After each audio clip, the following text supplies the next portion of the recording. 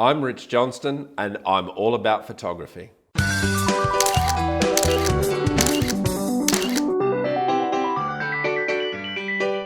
Hi and welcome to the Fundamentals of Photography.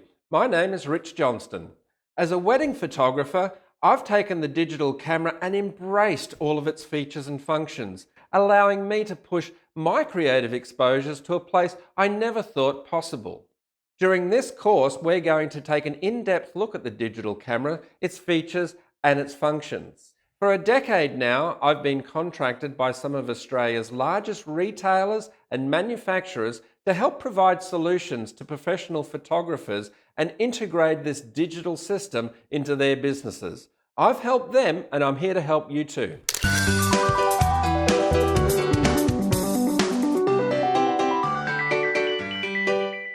So perhaps you've just bought your first digital camera.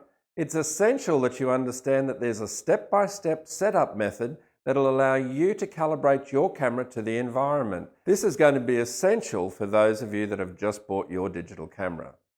Or perhaps you've already done some classes. Your skill set relies on disjointed segments of information. This class is going to help you put it all together in a structure that'll make sense for you and your digital camera. Perhaps some of you are rekindling your interest in photography. You've had a film camera and you'd just like to find out what these new digital camera features are all about.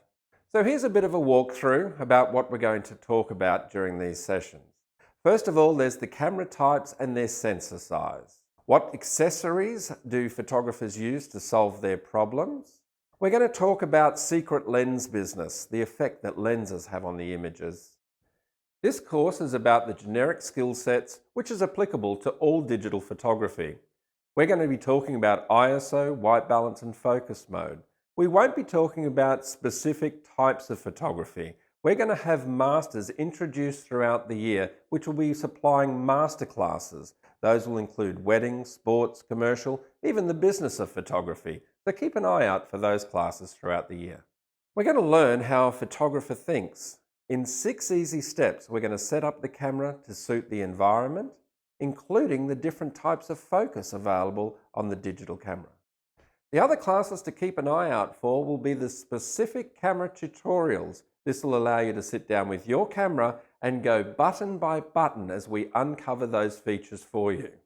So let's get ready for this class. What I'd like you to do is to grab your camera. Rather than taking notes and making notes along the way, I'd much prefer you have your camera in your hand. Finding these features, the buttons, the dials as we go along, I believe it's going to make you a more intuitive photographer and more creative along the way.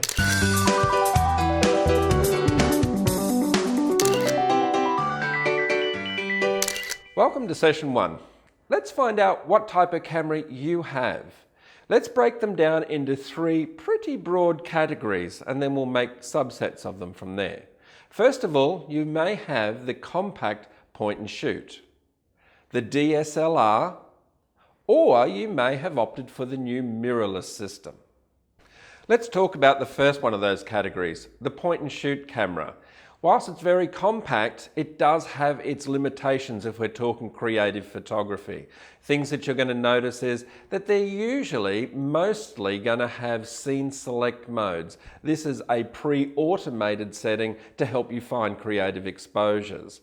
The upsides to that point and shoot camera is they're going to be compact and of course they're cost effective.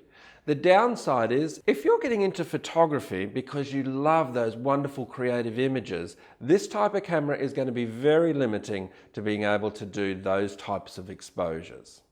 The other restrictions with that compact camera is you'll soon notice that it has a very limited aperture range as well as fairly basic low light performance.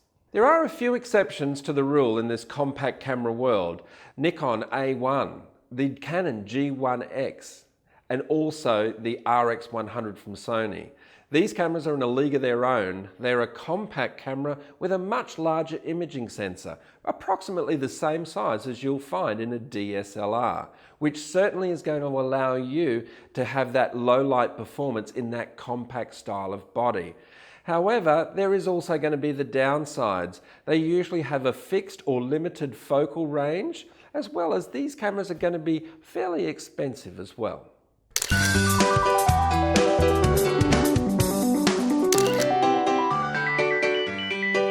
second of these categories is the DSLR, or the digital single lens reflex. This is the choice of the avid hobbyist and the working professional photographer alike. The two main players in this category are Canon and Nikon, with both of them having a superb range of bodies and lenses which is going to suit either the hobbyist or working professional alike.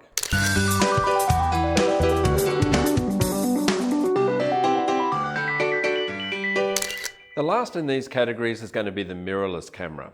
Leading the race for miniaturization, you have Sony, Olympus and Panasonic, developing a range of cameras with different types of lenses to suit a whole host of different types of photography.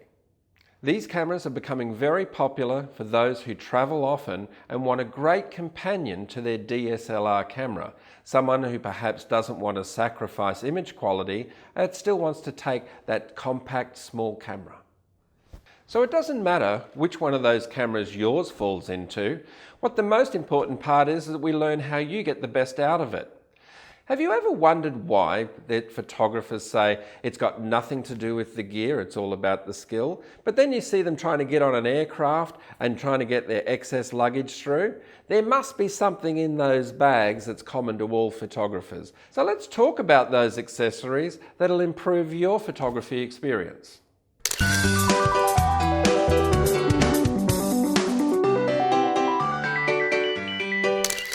So the first of these accessories that we're going to look at are the filters. There's the UV filter and the circular polarizing filter. Let's talk about the UV filter. Many of you may have read that the UV haze reduction that this filter is designed for is being addressed by the digital processor inside your camera, making it redundant for digital photography. Well, that's basically true. However, what I would like to show you is this. This is what I see on a regular basis. If you ask me, if for no other reason, this filter is the cheapest insurance you're ever going to have for that front element. The second of these filters is the circular polarizing filter, and I think of it like sunglasses for my camera. It's adjustable on the front turn. You'll notice that there are two independent rings there, one I'm moving in front of the other. And I can change the amount of polarization that the filter is creating.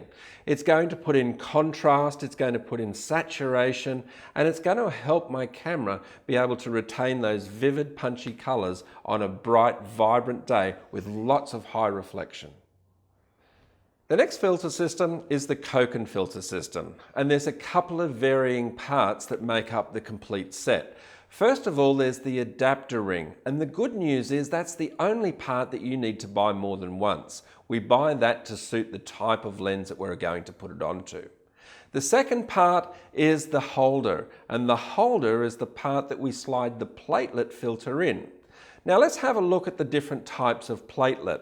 This one here we call a neutral density. You'll notice that it's a dark filter. This filter is designed to trick the camera, to making it think that it's actually darker than it really is. And as photographers, that allows us to use those longer exposures, giving us typically that misty style water, either on a waterfall or perhaps at the beach. So this next filter, you'll notice, is a graduated neutral density filter, meaning it's much darker at the top and clear at the bottom.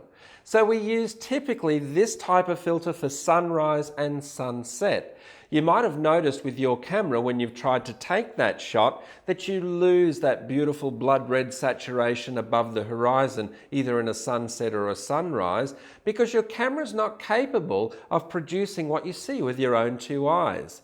Well, it's this filter here. It's that graduation that we drop right down to the very horizon, and this will allow the camera to be able to equal those two exposures, above and below. So this is a great choice of filter for anyone who wants to practice the craft of landscape photography. Let's have a look at the tripod.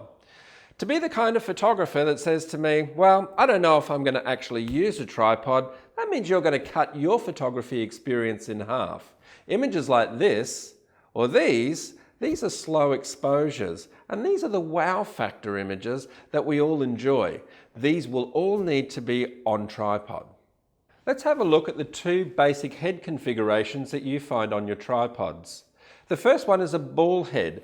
And if you are a wildlife photographer or a sports photographer, this is a great benefit to you in the field. This allows you to manipulate your camera on the ball head when you just release the tension. This will allow you to follow the game or your wildlife as it travels from point to point.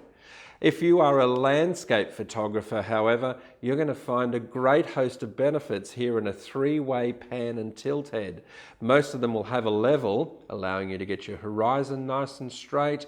And of course, if you love those panoramic shots, this type of head will spindle on its own axes, allowing you to stitch images together. So the last of these accessories I'd like to talk to you about now is to do with keeping your camera's lens clean. On the front element of your camera's lens, there is an anti-reflective coating, and it's quite delicate. Anything like a tissue that's made of fibre or your cotton shirt should not be used on this front element. The correct cloth is a microfiber cloth. It's a man-made synthetic. It's very gentle and it is the correct thing to use on that front element. It's very similar to the same type of cloth we use for our reading glasses. The other device that I use on my lenses is the lens pen. I find that the cloth, if I have fingerprints on my lens, will just seem to smear my finger grease around and around. But the beauty of this pen is it has a graphite chalk inside the tip. When I pull it out, that graphite, when I put it onto my lens, it adheres to my body grease. Then, at this end here, we have a small brush. And that brush will simply now allow you to get rid of that excess graphite, leaving the front element nice and clean. The next piece of equipment, which is going to allow you to keep the health of your DSLR in check, is a rocket blower.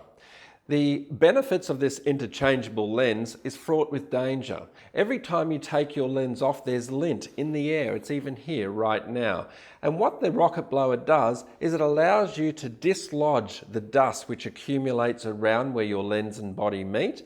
And if you ever have that sensor dust appearing in your images, you can attempt to dislodge it with a blower. It's a great handy piece of equipment to have. So that's it for session 1. Won't you join us for session number 2 when we start to talk about developing a method of operation, effectively how a photographer thinks and sees. That's in session number 2. I'll see you there. My name's Rich Johnson. This has been All About Photography.